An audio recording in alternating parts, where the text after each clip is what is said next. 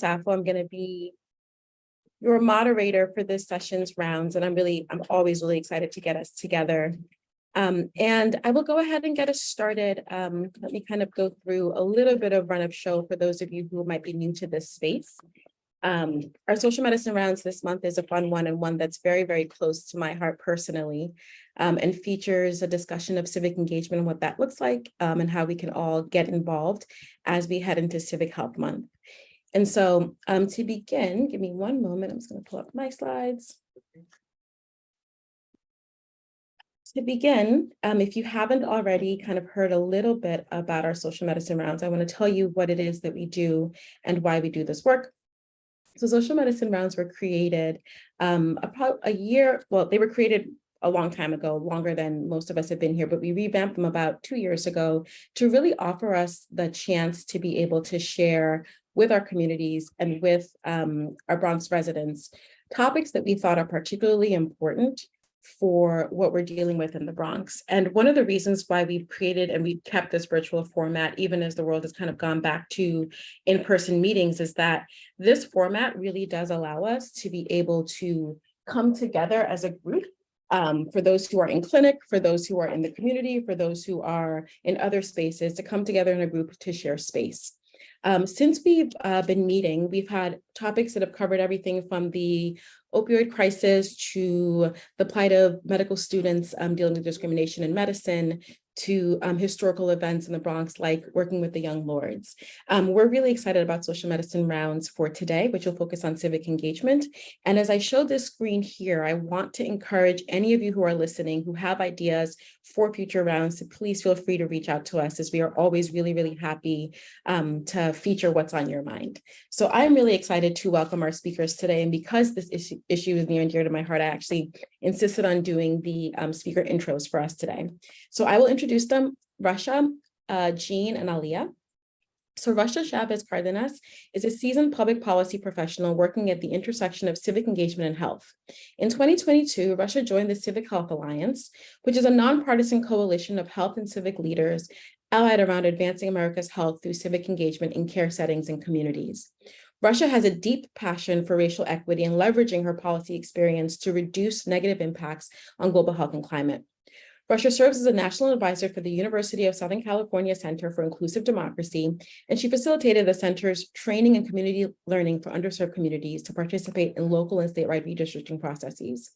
She remains committed to increasing civic engagement within underserved communities, and she aims to elevate community voice on issues that increase economic mobility and that advance climate and population health. She's a certified yoga instructor and the co-producer for the Black Maternal Health podcast. Welcome, Rasha. Next up is Jeanne Ayers. So Jeanne is an RN MPH who leads Healthy Democracy, Healthy People, which I'm very excited that she'll be talking about today. And that's a coalition of 11 public health organizations that are committed to advancing health and racial equity by strengthening civic and voter participation and ensuring access to the ballot for all eligible voters. Prior to establishing this coalition in August of 2020, Jeanne held leadership roles in state global public health for over 9 years. She served as a Wisconsin State Health Officer and Assistant Commissioner and Chief Health Equity Strategist for the Minnesota Department of Health. She's been long recognized as a leader in national efforts to assure health and racial equity and to improve population health. She was selected as the 2010 University of Minnesota Josie Johnson Human Rights and Social Justice Award winner for her work. And she's also developed the Minnesota Department of Health award-winning report, Advancing Health Equity in Minnesota, a report to the state legislator. She describes her work as building power to assure the conditions necessary for health are available for all. Welcome, Jeanne. Last but absolutely not least is the mighty Aliya Bhatia. Aliya is the executive director of Vot-ER and Civic Health Month, which is one of the areas we'll be focusing on in this conversation, where she works to bring voter registration into healthcare settings, including emergency rooms, hospitals, and community health centers. She completed her master's in public policy from the Harvard Kennedy School as a Sheila C. Johnson Leadership Fellow and is a graduate of the School of Foreign Service at Georgetown University. Aliya was drawn to the connection between health and democracy through the combination of being raised by parents in the medical field and various defining experiences while studying, teaching, and working on housing and health initiatives. So all of our speakers will be telling you more. I'm going to go ahead and we're going to have this session the way we've had our other sessions, where we'll hear a bit about our speakers' work and highlight kind of a bit of their work, and then we'll get into a conversation. And to entice y'all to stay all the way through to the end, we have a special guest who's joining us, who is a social medicine alum who does a lot of work in civic engagement in healthcare, who is on. And so we are excited to be able to welcome her onto the stage towards the end as well. But to go ahead and begin, I'm going to welcome Aliya to the stage. My heart is full, Stella. Thank you so much for that fabulous introduction, and it's an honor to be with y'all. My understanding is that a number of you are in or near the Bronx, and some of you are potentially chiming in from a different place. So if you wouldn't mind, if you can just drop in the chat where you're calling in from, that would really help me. I want to give a quick introduction that is grounded where I'm from. I'm from Atlanta, Georgia, and have lived and worked predominantly in Georgia, Mississippi, Alabama, and Louisiana. And in 2019, I was on a ride-along as a part of a leadership program. Basically, they had us, as part of this leadership program, go and do a ride-along with the fire department, do a ride-along with the police department, and do a ride-along with emergency medical services. I show up to my ride-along. It's the dead of winter 2019, December 2019. And I show up to find my host, his name is Scott, who's going to take me around and show me around. And he takes one look at me and says, "Oh, you must be one of those young, idealistic, folks who wants to change the world," essentially. Kind of sizes me up and has already decided who I am before I've even walked through the door. I get a chance to go around Metro Atlanta with Scott, and we quickly establish that we are from very different parts of Metro Atlanta. He's from a very different generation than I am, and also we have pretty different views about politics and political systems. He takes me all around town. We see all of these different places where his EMTs are supporting families and community. His teams are responding to issues of homelessness. They're responding to situations with food insecurity. They're responding to situations where a change in someone's health insurance created an emergency situation. And at the end of all of this, I was just overwhelmed at how much health professionals like you have to respond to that feels outside of the scope of directly of medicine. So I turn to Scott and I say, "Scott, if I could give you a magic wand, you can only change one thing and that magic wand's going to disappear. What's the one thing you would change to make this a better situation for you and your team?" And after everything that we had talked about, I was so surprised by his answer. He said, "Aliya, if I could change just one thing, I wish all my patients voted." Because if all of my patients voted, then our locally elected officials would invest money in affordable housing. They'd put a good grocery store in every neighborhood. There'd be good schools in every neighborhood. And when I had to get someone an ambulance, I could get them one on time because I would be a well-funded department. Turns out that there was a deja vu moment not too long ago, actually in New York City. There was a recent set of primary elections where the turnout was only 6%. And there was an article actually recently in the New York Times about how we're seeing the effects of the slow turnout in how we're seeing representatives not necessarily pay attention to the deepest needs of the people. And I don't need to tell you all that, because in this room we have with us one alum of this community, Dr. Manisha Sharma, who was among the first banging the drum to make sure that her patients registered to vote, and we're engaged in that process. And so I'm here to share a bit briefly about Vot-ER, and then I'll pass it off to Jeanne and Russia, our incredible partners in this work. So Vot-ER is just one of many organizations doing work in the space around healthcare-based civic engagement. We focus particularly on voter registration, and a lot of that work is something that was the ground was paid for actually right in the Bronx. And so gratitude to the ways in which you've laid the groundwork for it. And what drives us is the experiences of folks like Scott, the experiences of our founder, Dr. Martin, and so many other health professionals like you who see this intersection of the political and social determinants, have a trusted partnership with your patients, and have patients who are slipping through our electoral cracks because they either are not voting or are not registered to vote. And we're all about ensuring that we can and give them the power to make sure that their voices are heard.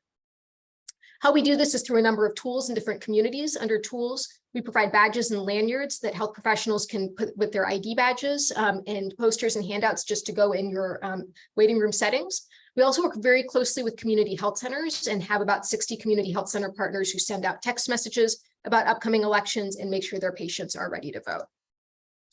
And actually next week, just a week from today, we will start this year's round of National Civic Health Month.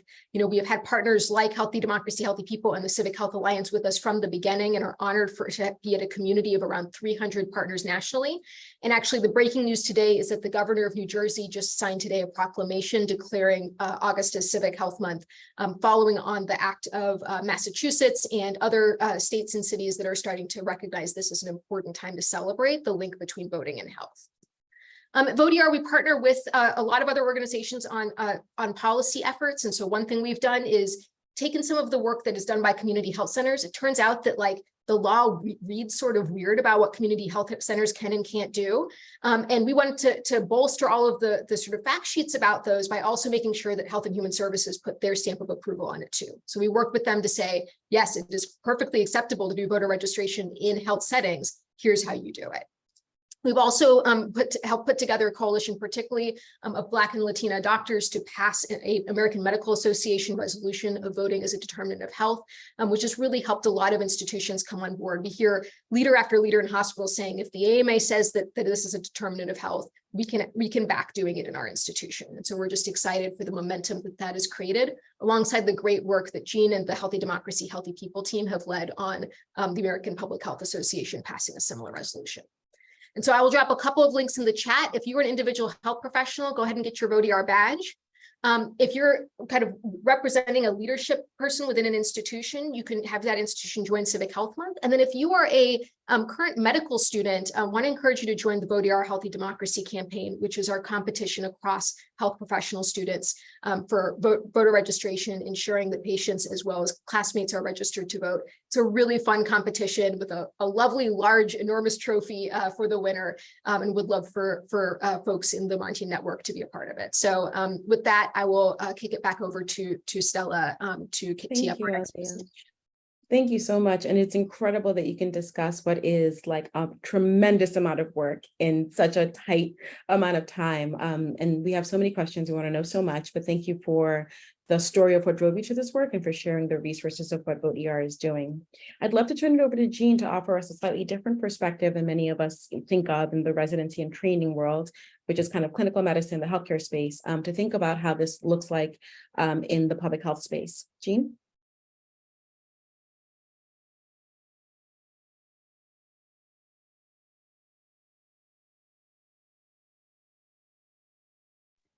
Okay, Jeanne, I think you're on mute still. Thank you. Thanks so much. I love having an opportunity to be in spaces with our allies, Civic Health Alliance and Vot-ER.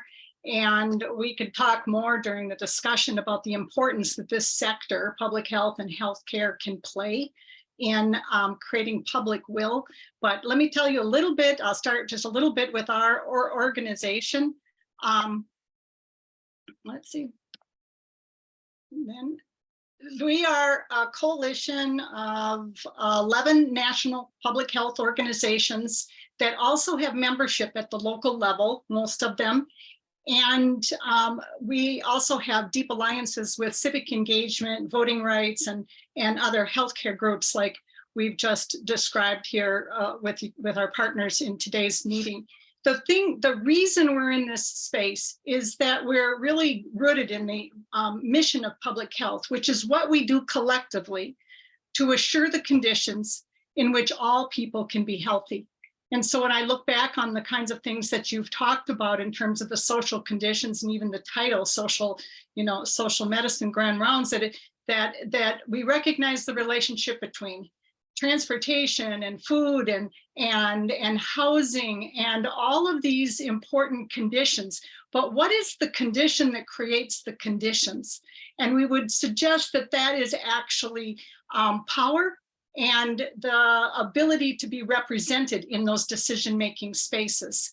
And for that reason, the overall purpose of the Healthy Democracy, Healthy People Coalition is to build our collective power to realize health and racial equity by strengthening democracy through inclusive civic and voter participation. I have to ask, can you all see the pictures of each other? And should I do something to make you go away? No, you're okay. I have you spotlighted, so you're good. Okay, so you can see the slides and I'm seeing all Yes. the other things happening Yes. on my screen. Okay, good. Thanks. So that's like our overall purpose is to build our collective power as a public health organizations and members, but also in relationship with our allies.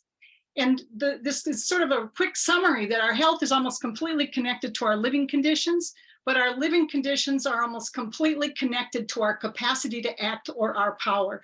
So again, the inclusive representation is necessary to advance health and racial equity. So that's why civic and voter participation is a key to that. For some reason. I love the title today because we are leading with the fact that there's urgency.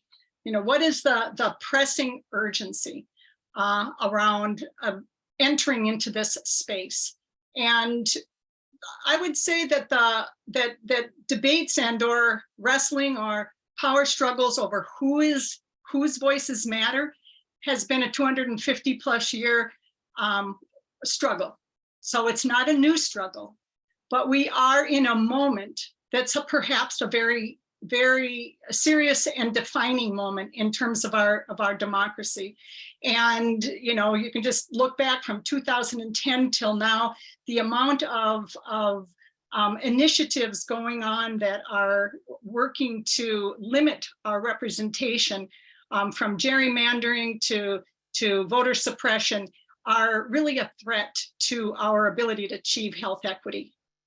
When we talk about building power, what we know is that you can build power through 3 practices, and these are embodied in all of our work actually, but we organize people and organizations, so the coalition and the hundreds of thousands of people in that coalition, and we bridge connections across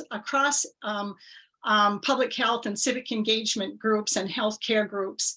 We're organizing policies and resources, and Aliya gave some excellent examples of resources that are then put in people's hands to actually make a difference. And then the policies that have been passed at the AMA and the American Public Health Association, and policies in the federal government to make it easier for people to be engaged and vote.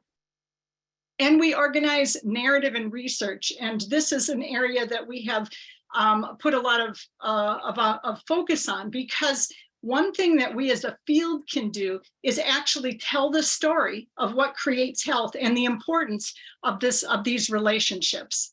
So we did an analysis in 2021 to help tell the story, to give people tools to tell this story. We looked at 12 public health indicators and voter turnout and compared and analyzed it in terms of restrictiveness of voting policies and or ease of voting in every state. And we're able to demonstrate through that analysis that states with more voting access and greater participation, civic participation, have better health outcomes. So that just gives us an on-ramp to comfortably and effectively become champions in this space, because when communities vote, they influence the policy decisions that have a big effect. And if you look at the Health and Democracy Index, and there's a link there, you can see a pattern where more voting access leads to better health outcomes, and worse access leads to worse health outcomes. And there's links to the various policies and the indicators, and there's methods in the back, and you can search for whichever thing matters to you for your work to tell that story. So that brings me to the one of the things that we've done as a collective and with our partners with Civic Health Alliance and Vot-ER as well, has been advocate for the administration to include voting as a core objective in Healthy People 2030. And you know, when you think about system change, one of the things that you do is you're trying to build again this public understanding and public will. We were just successful at getting them to include this. It was a long process, but in June, they announced that it's now a core objective in Healthy People 2030, which is important because Healthy People sets the nation's health goals, and then it helps drive action, funding, data collection, data analysis at every level, national, state, and local. And it paves the way for all of you to then go to your health departments and or your people who are figuring out the community benefit dollars for your organizations, and have people have something that you can point to that says we need to prioritize civic and voter participation.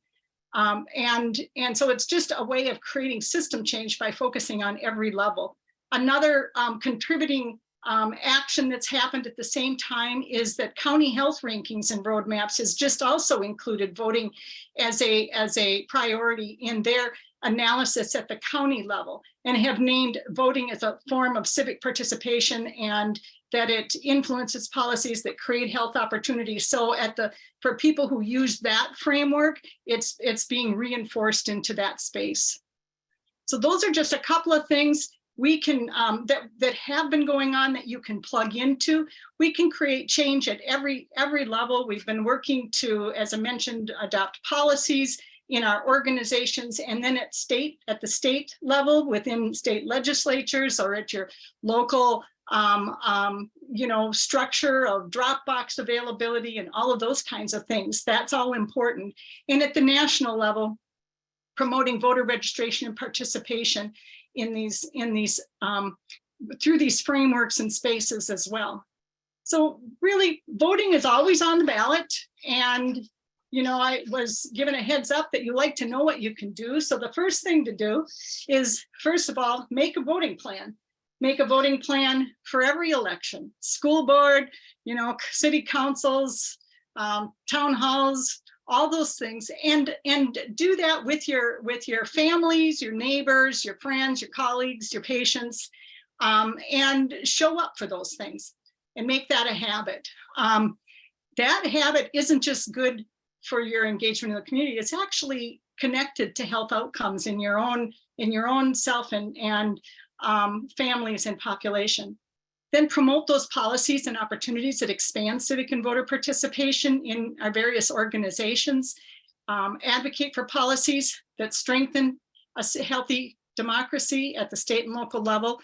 And then look for ways to tell the story. We have tools and this index and PowerPoints and all sorts of things that you can use if you get to be a speaker somewhere, or you want to raise these issues or have fact sheets about why it's important to promote civic and voter participation. We can do that with you and help support you. So, and then invite your colleagues to learn more.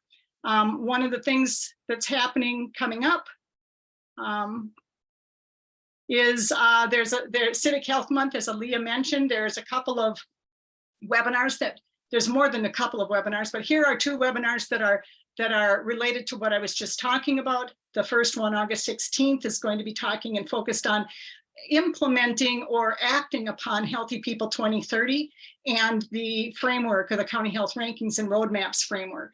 The one I'm also pretty excited about, August 30th, because that one is actually going to ask us to suspend all of the assumptions we have about the way things are, go back to the historical roots of why things are the way they are, what assumptions have guided these decisions. Why are we having debates about voter ID and whether student IDs, where did that all come from? And think about different ways to completely imagine how we could do our voting in our democracy. So those two opportunities are coming up, and I'm going to turn it on over to Racha. Thank you so much, Jeanne. That is excellent. I think you can hear in Jeanne the extreme excitement that comes with building this coalition and doing this work. And she's been at it almost like single-handedly. And it's such an inspiration when you think about what an individual can do in the last 2 to 3 years. We're going to hear from Rasha, who will offer the perspective both as someone who is working on a coalition that I co-lead called Civic Health Alliance, but who is also, I would say, an expert in this space. With lived experience of what it looks like to be certainly a policy person, a policy wonk, but also like a community member, wondering how you can show up and do this work. We wanted to offer this perspective and voice because we know many of you that may be listening are not healthcare workers. You might just be a Bronx community resident, not just, but a Bronx community resident. And I want to make sure that you can hear yourself and see yourself in these conversations as well. So Rasha. Thank you. I think this is actually going to tie really closely to the circular slide that you guys saw on Jeanne's when she was talking about like community action and power and health and voting. And this is where it has come to light for me. So Jeanne, thank you for putting that into your slides. What I'm going to be sharing a little bit is about community engagement as civic engagement and a personal lived experience of how we did it on the ground. So I'm going to just share a little bit about, explain what the issue was, what was happening at the community level, and how we showed up collectively, and then some of the current outcomes, because this is actually a lived and ongoing experience that's happening right now.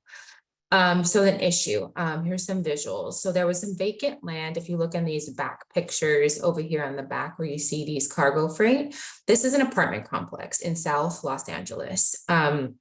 95% of the community is Hispanic and Black. We see these cargo freights, it used to just be vacant land that was owned by Caltrans. And you can see over here on the side, this is also vacant land, but you see a whole bunch of cargo freight coming on top. This is another piece of vacant land, less than, it's probably like a quarter of a mile away. So in the same quadrant of this apartment complex. Right behind here is a church, a parish, and a private school for little children. So all of this vacant land that was in South Central Los Angeles, it was rapidly transformed into a site for cargo storage.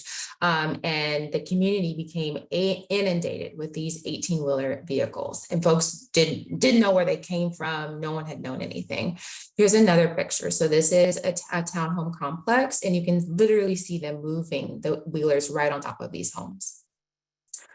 So what was happening is that the shipping they were able to stack those containers about 3 to 4 high. They were an eyesore to the community. They reduced property values. Residents experienced increased pollution from diesel exhaust, noise, their homes were shaking. There's a lack of sleep because the trucks drove through the community and were able to stack these containers in the middle of the night. Traffic safety issues got worse because they were blocking the line of sight for drivers and pedestrians trying to gauge oncoming traffic. Because of that private school I was telling you about, there was a grandfather who used to have to walk his children all of the way around because he couldn't see safely enough to walk the kids down his normal route. And then rodents. So there was an increase of rodents around these are leased properties, the where you see the gravel, which was a severe health risk to the residents who were living there. So what did we do? We actually had to figure out what was happening first. Like, where did this come from? Because it was literally overnight this stuff popped out. And what we did is we learned that the impetus was a gubernatorial executive order. So Governor Newsom in the state of California signed an executive order. What he was trying to reduce was freight congestion that was happening at the ports of Los Angeles and Long Beach because of the COVID-19 pandemic and changes in the supply demand. The port was getting backed up with storage freight. They were trying to get that freight off of the water and onto the land. And so they were trying to relieve the congestion, but they ended up bringing the congestion right on top of the community. And only certain communities did they do that to. So we kept learning, we kept digging. The next thing that we did is we obtained the documentation because we're like, what is happening? What's happening? So we pulled the executive order of where this all happened. And then we submitted, and I'm going to use some kind of jargony language here and I'll explain it. For those of you who may not be familiar, we submitted a Public Records Act request to obtain a copy of the lease agreement. So normally leases between a state and a private entity are private, but there's a tool and there's a mechanism that the public and all of us have at our disposal. And the federal government, they call them GPRAs, and other local governments, they call them Public Records Act requests. So we can all submit them and we can ask for the files and the documentation. They'll redact the pertinent information, but we can still figure out what was going on. So we submitted one of those requests and we were able to obtain the lease to learn more. After that, we studied. And so we did a lot of studying on the impacts of what diesel exhaust would have on individuals who are living in the area. We came to find out, as you all may know, that there's long-term exposure to diesel exhaust poses the highest risk of cancer of any toxic air contaminant. We also studied that there was 3 departments in California: the California Department of Toxic Air Substance Control, the California Air Resources Board, and the California Office of Health, Environmental, and Hazard Assessment. They all agreed that the exhaust from trucks contributes to a range of health problems, including, throat, lungs, nose, and then they all had lung cancer and other diseases in the respiratory tract. So we later continued to uncover more information. I feel like we were Aaron Brockovich. We found that the activity was actually occurring until that pictures that you saw earlier was happening on polluted land, which further exacerbated the health and risk to the community. So on some sites, the groundwater was contaminated, and on other sites, there was soil contamination. What we did, we met regularly, and I mean all the time. Like we're the point where we were on like each other's. We had a group chat, we had phone calls, we had formal meetings, informal meetings, but we really did work together with our neighbors to understand how this was happening and what we could do to change it. And we really did collectively put our minds together to understand the source of the problem and took steps to facilitate a solution. So what we did is we got active. We attended community meetings to understand the scope. We established relationships with government officials responsible for implementation to obtain the facts and advocate for the cargo removal. So we started brokering relationships with Caltrans, which is the department that was overseeing the leases. We actually got on hand and foot, and we canvassed our neighborhood and made direct contact with nearly 200 residents to inform them about the issue and let them understand how the cargo was affecting them. We made positive relationships with a local media source who started to cover the issue more prominently. We created an online petition, a Facebook group, an incident log. And the importance of the incident log was because in studying the lease agreement, we found that the lease had certain stipulations on when they could operate those facilities, when trucks could come in and out. So we made a log that marked and we identified every single time we saw a truck violate that. And so we passed out the log to everyone in the neighborhood and we asked everyone to track it. If you saw a truck come in and out of hours that they weren't supposed to come in, if we saw them cut off a student, a driver, if we saw them idling for too long, we put it all on a log. Then we used all that information, the petition and the log, to arrest the attention of our elected officials through letters and phone call. And we would send the logs, we would send the photos, we sent everything we could to our elected officials. And we successfully secured the focus of a Los Angeles community prevention and population health task force. And then acquired the attention of our elected officials to help amplify the message, and a national organization who was willing to support and help push the petition beyond what our membership could do.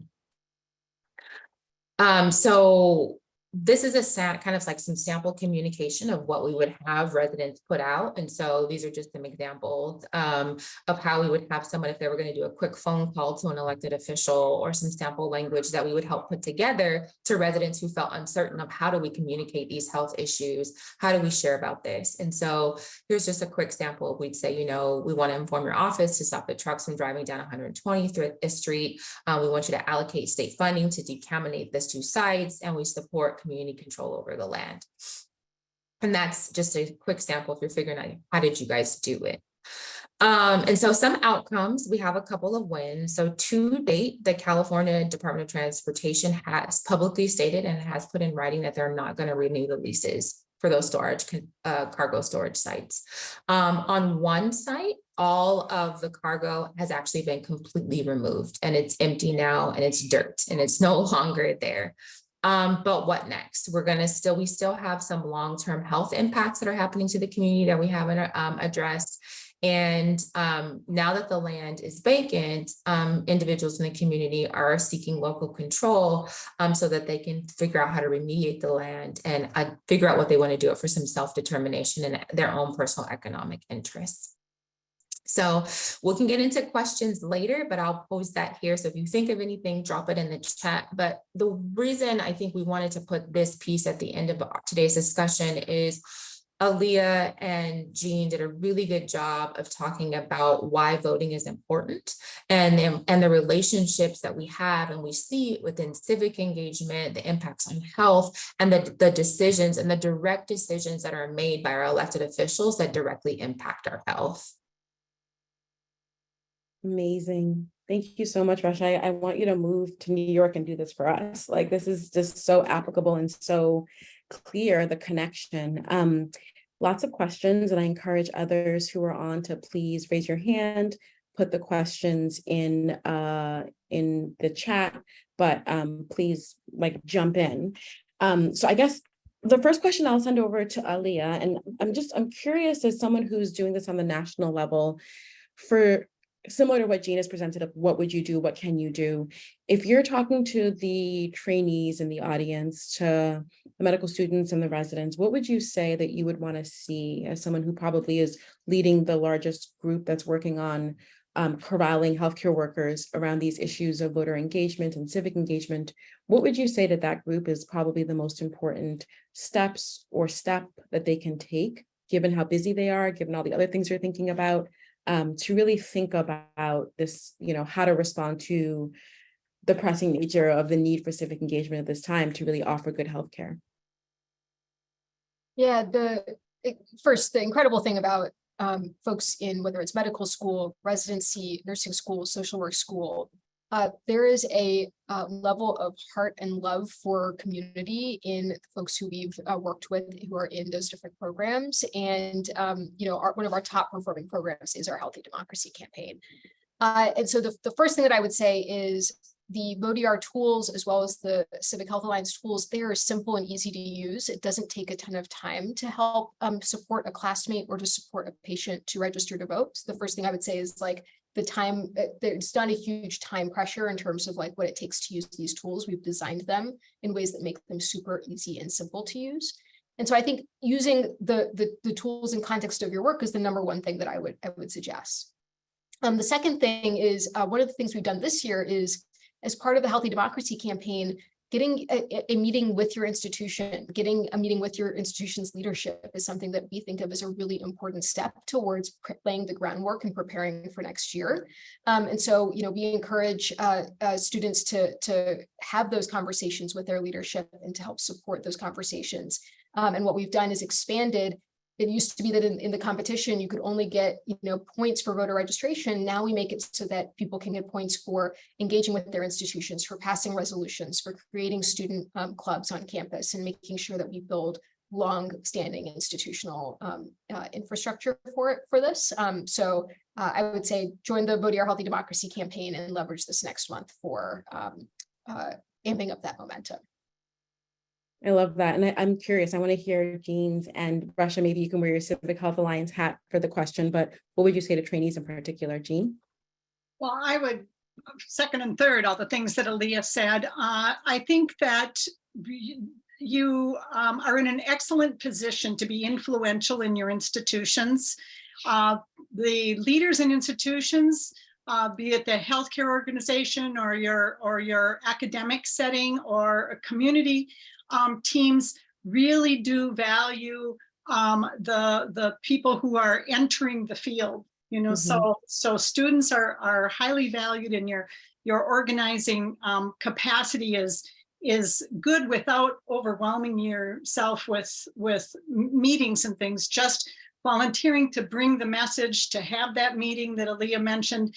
And we've been working with teams in Minnesota and Michigan, and in those teams, we help prepare people to testify in the state legislature in support of reinstatement of voting rights for people who had been incarcerated. And these were students, medical students who were interested and who showed up to do this, and brand new graduates from other public health fields who were in that space with us as well. And they testified on the value of young people being engaged and voting. You know, we were able to provide through the research and the data that we've done, the kinds of content that makes people feel confident that your voice is a credible voice in those spaces. So I would second and third that. And you probably aren't surprised, but as a health professional in your field, people listen to you. Your family listens to you, your neighbors listen to you. And so when you say, you know, one of the things I found out that's really important is we all have to be sure we vote for the school board this month. You know, let's think about that. How are you going to do it? Here's the way, here's a link. Those are really, I think, things that can fit into your everyday work. Yeah, thank you, Russia. Yeah, from the Civic Health Alliance perspective, I'd probably point to two resources. We have the Civic Health Compact, which is a document that we worked on actually in partnership with Vot-ER and Healthy Democracy, Healthy People, that outlines a couple of ways in which health systems can integrate civic engagement into their care settings. So I would say definitely check that out. There's other opportunities in terms of using your voice in civic engagement. We host a trainees vote campaign, and it's very similar to Vot-ER where they're working with the students.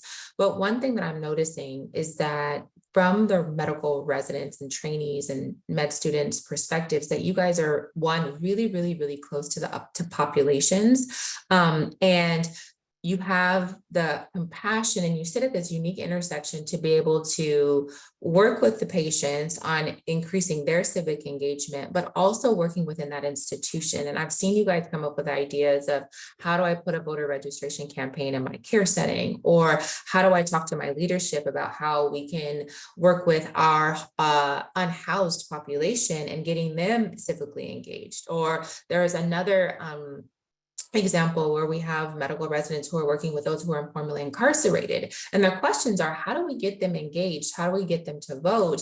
And we've been providing lots of resources. So I think that you guys sit in this very unique situation where you can touch the leadership and the patient at the same time. And like Jeanne said, be heard. And so I say use that. And if you're curious, if you're questioning something, we all have resources. Vot-ER has resources. Healthy Democracy, Healthy People has resources. Civic Health Alliance has resources that we're willing to share with you.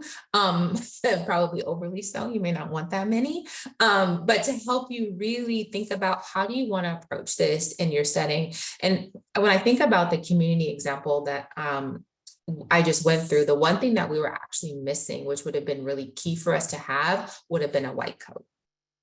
Yeah, we just I was could just not thinking find that one. for you. Like we could not find one. And maybe, I don't know if we didn't try hard enough, but it would have been so beneficial to have someone, you guys who are sitting in your spaces and doing the things that you guys do, who could have actually come with us to the meetings with the assembly member, who could have actually talked to us with the members of the executive branch and confirmed, like, yeah, actually, I'm actually seeing this in my care setting. I've had XYZ more patients come in with this respiratory illness, and now I know why.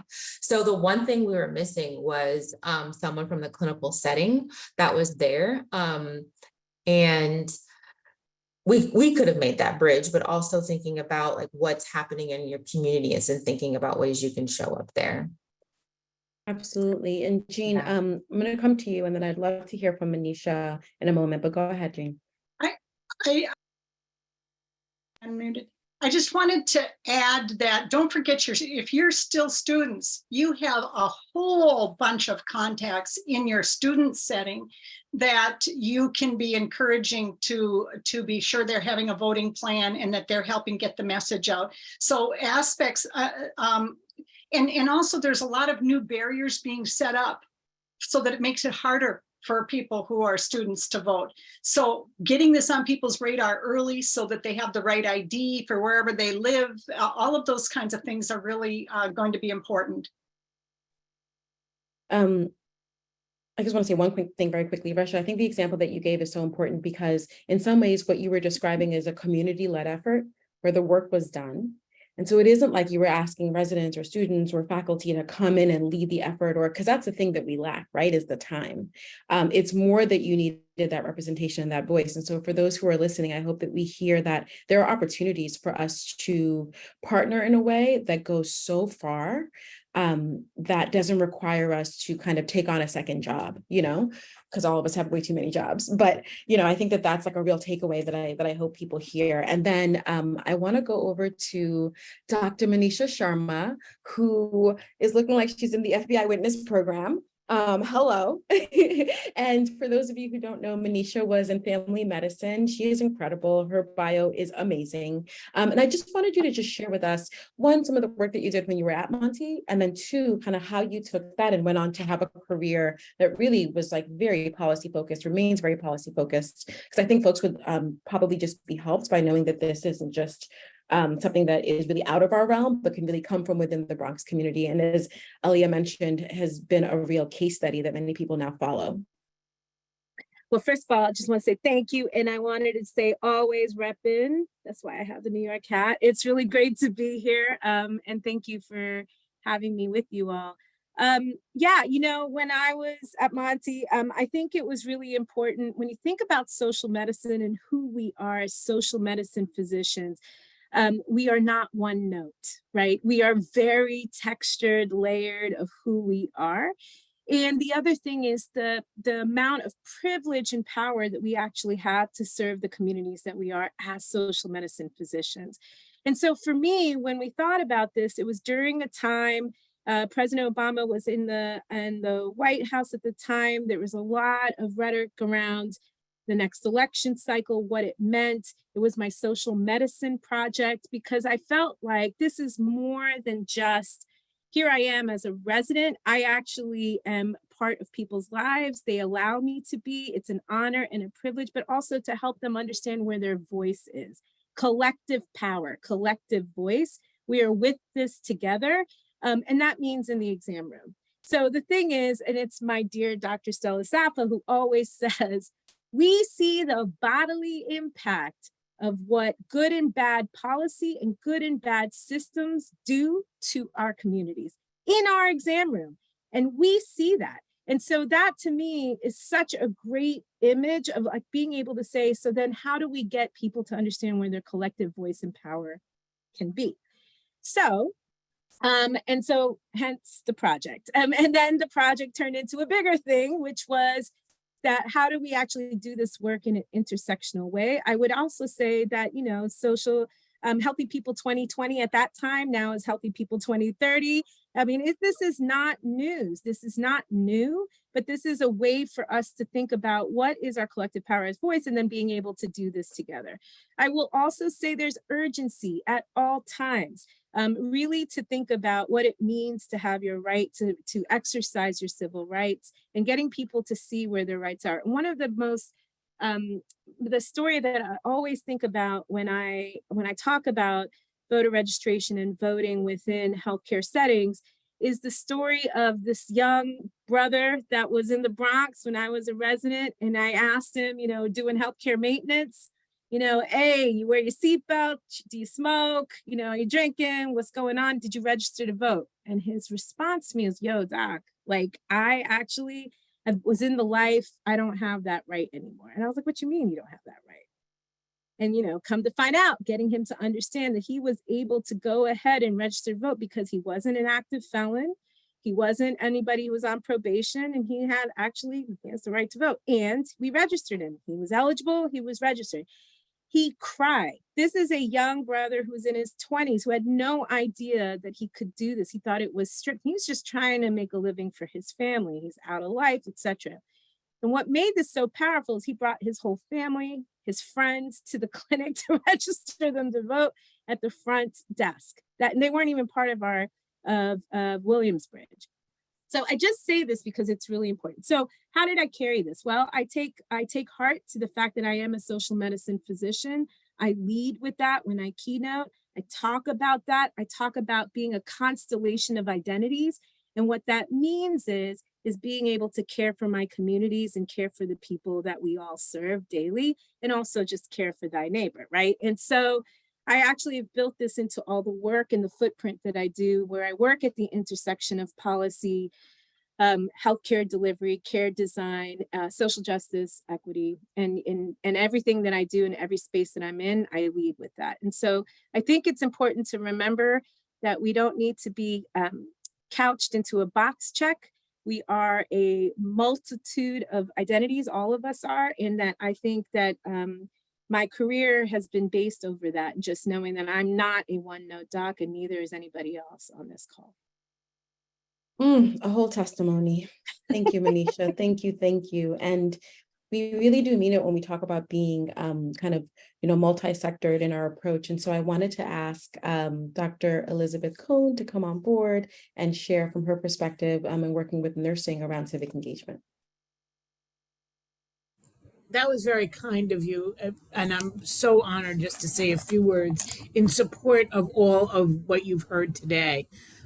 It is absolutely everything from Aliya to Jeanne to the Healthy People 2030 to stories of things that make a difference. It absolutely can be you, it can be me, and it will be all of us to make the change that we need, because we are in a moment that I don't know that we'll have the opportunity to make the changes that we want again later on. So I would just say, now is the time for action. I actually came on this call because I'm going to organize a very, very similar call for nurses across the nation. So I was just like, let me pop in and see how it's done by the pros so that I can do one that does the same thing but lifts up nursing. So I think now is the time for health professionals, nurses, and researchers and physicians like yourself and Paulette Spencer is going to help me to really pick this up and run with it. The time, if you've been waiting for the time is now.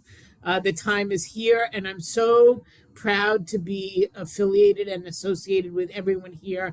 And I look forward to us collectively celebrating that we have, I'm crying now, that we have moved the needle, that we have saved our time. So I'm so grateful everyone took the time out of their day to come to this call. And thank you so much, Dr. Sappho, for inviting me and for letting me say a few words. Well, we appreciate that. And I want to open it up to others. I see that folks are in the social peds room. I see folks are on their phones, cameras. Please feel free to come off.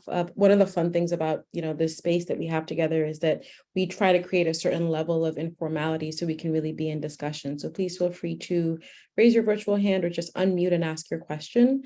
And while folks are thinking about that, one question that I think is important to acknowledge is for the populations that we work with, people who have been historically marginalized, screaming in their faces to vote, vote, vote sometimes feels almost offensive, given everything that's been done to disenfranchise, harm, and continue to marginalize these populations, similar to the story that Manisha shared. And so as we wait for others to chime in with any questions or comments they may have, I'd love if folks feel comfortable sharing, what would you say? What would you advise us to say for people who are, and I have to just laugh up for a moment because I love being moderator, but I so want to be able to offer all my advice for all these questions as well. So I might chime in here and there, but what would you say for people who are like, please don't talk to me about voting, telling me to vote, why are we always just talking about voting? This seems, a little bit tired at this point. Just very quickly, if you don't mind commenting, and I'd love to go over to social peds. Looks like someone has a hand raised over there.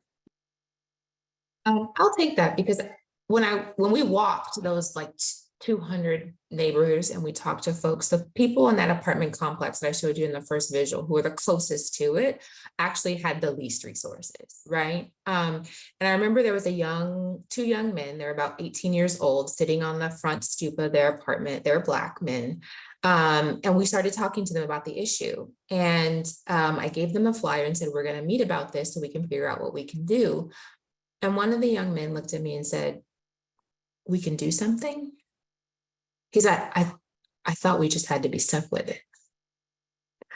And my heart broke in a million pieces. And I looked at him and said, no, we can do something and we are going to do something. Will you show up to the meeting? And so that's a good way of saying, no, you don't have to vote, but you can show up in these ways to help address these issues. And so do we want him to vote? Absolutely. Am I going to go back and knock on his door to register him to vote? Probably. But when people are that desperate and things are so far removed and everything felt like it was just dumping on them, they didn't know what they could do. And so thinking of ways to have that simple conversation, like Dr. Sharma mentioned, of, hey, are you registered to vote? And trying to meet people where they are really does go a long, long way. I love that. Aliya, go ahead. Yeah, I'd love to build on that. I think that, example demonstrates that when we communicate to folks about the power that they have, and Manisha has a great quote that I know that you can probably type in the chat about the importance of making sure people don't give up the power that they already have. When we talk to people about the power that they already have, and also talk about how that power combined can create a huge wave, those are some of the ingredients that help move people to action. And so in the scripts that I shared in the chat, what you'll find is that our scripts tend to have two important elements to them. The first is talking about how easy it is to take that first step, right? Like, we're not asking people to do a huge thing in order to be able to have their voice heard. We're asking them to kind of take that first step, as Russia mentioned, and then on our end for the voter registration part. And so the first part is demonstrating the ease. And then the other part is talking about the collective power we have.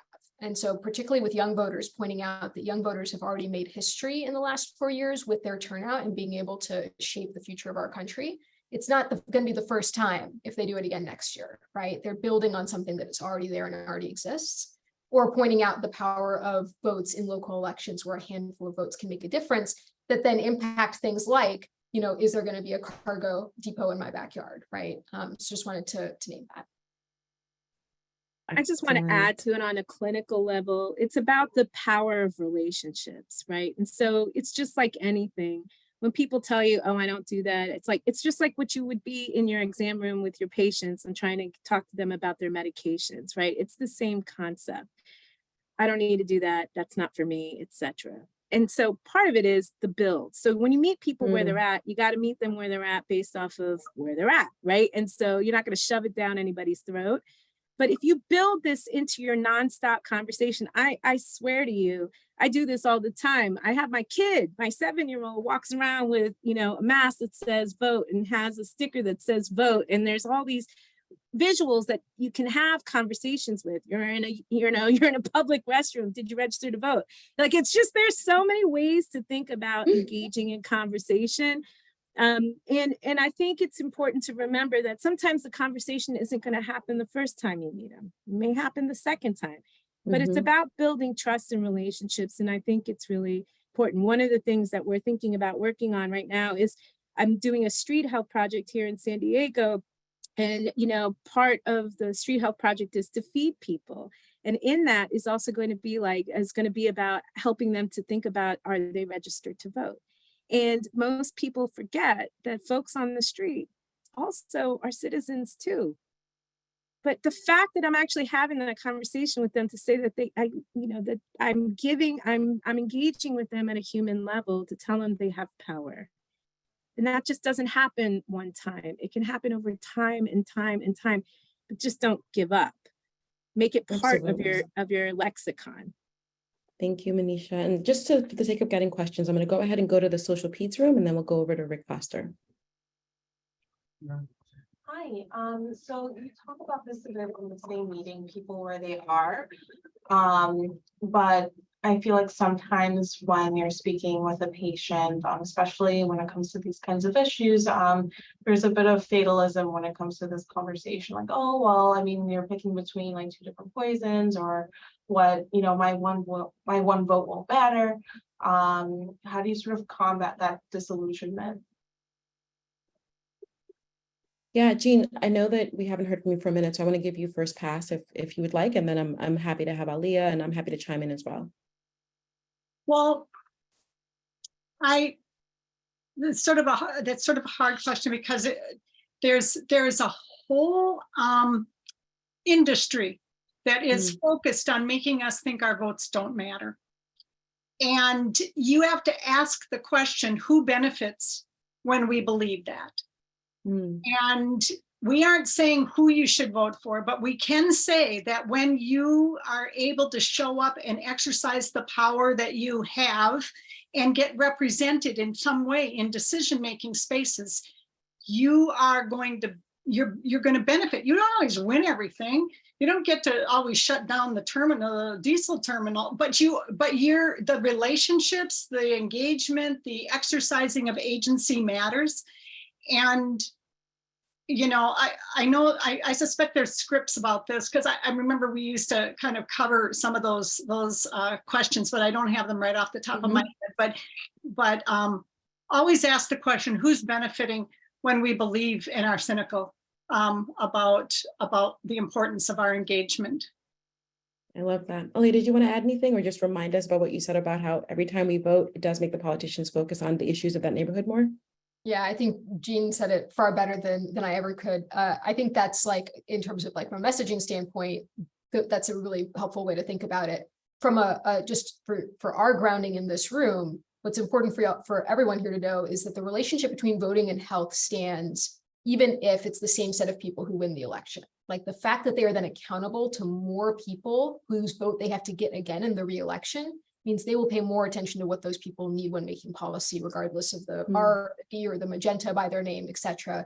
And I'm from Atlanta, where actually a lot of our local elections are nonpartisan elections, and those votes are often decided by a handful, 500, 1,000 votes, and every vote counts in deciding who, not only who wins, but how they represent you. So just naming for this room that important piece. And Stella, I'd love for you to add the piece that you were thinking as well. No, that was it. That was exactly it. It was just reminding people, you know, we have an example here in Brooklyn where during the pandemic, we closed one of our local community hospitals. And it was in part because they weren't afraid of the population whose hospital they were closing, right? Population doesn't vote as much, Black and brown, et cetera, et cetera. So there's something to be said for that accountability piece that's conveyed through getting as many people as we can to show up to vote.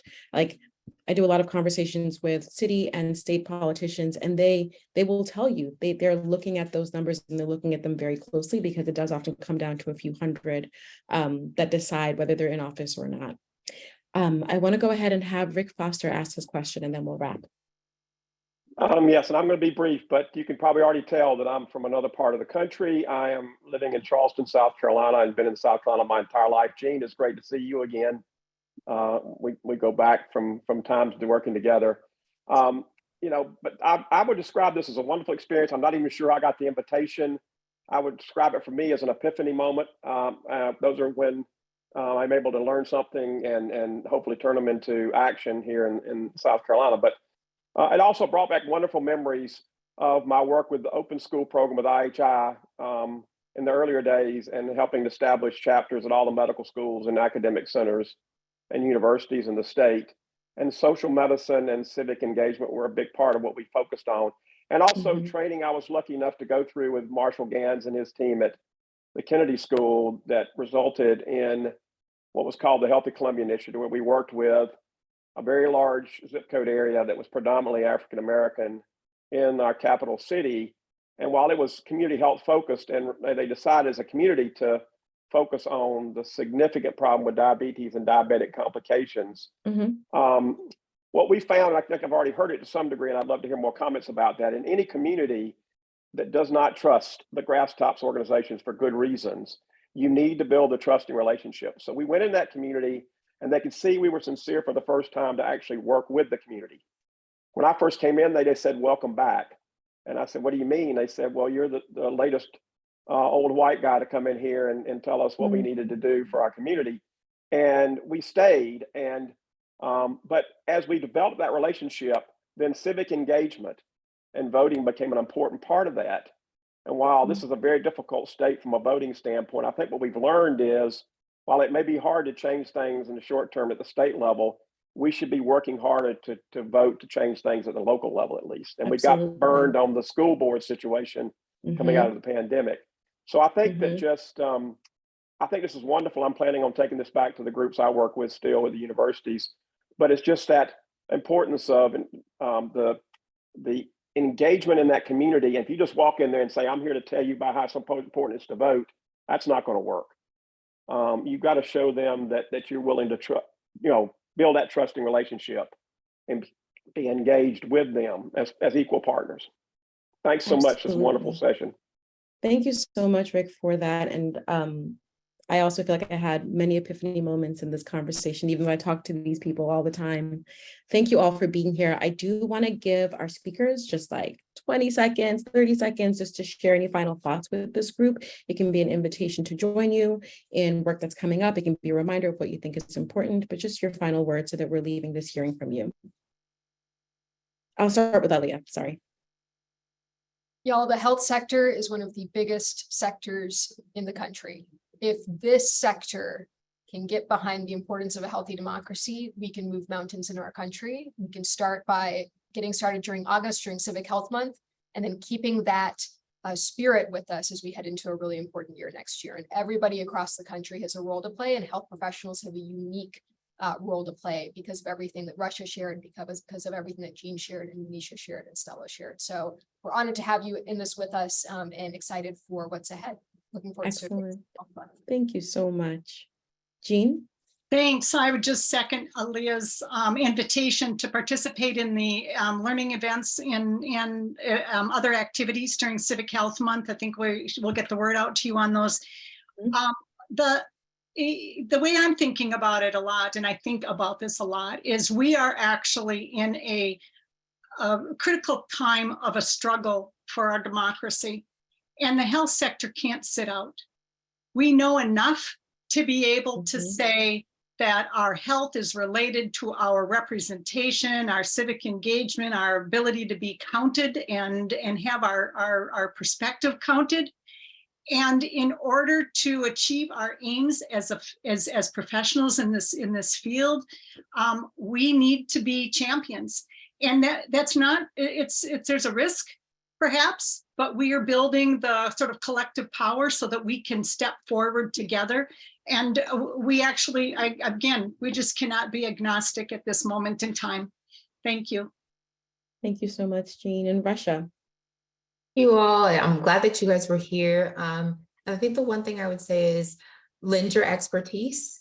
You guys are subject matter experts. You're beyond experts. And we don't hear your voices enough. We hear the loudest voices are often the wrong ones. And then they're the ones that are chiming and clamoring and taking all of our attention away that Jeanne was talking about earlier. But you guys are seeing this at your door. You have studied this, you know this is in your blood. And to be able to use your platform, whatever it is, just please lend your expertise to us, because of what you're seeing on your front door has implications far and wide. And it would be so much fun to have you guys rally in any of these issues and initiatives that were happening on the ground or across any of the organizations that are represented here. So thank you.